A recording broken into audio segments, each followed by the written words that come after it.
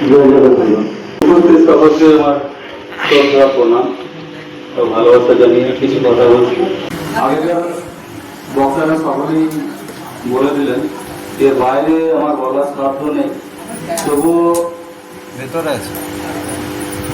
উনি বললেন যে মনোজ গোরাদা বলে দেখেছেন। তার অনেক আগেকার কথা, আমি ছোটবেলা থেকে যোগ এবং ক্যারাটে লাইনে ছিলাম।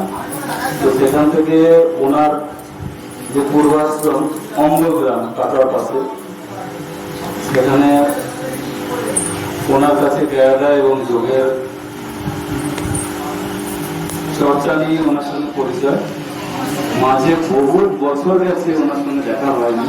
তো হঠাৎ মায়ের ইচ্ছায় হয়তো ওনার সঙ্গে দেখা হয়ে গেছে।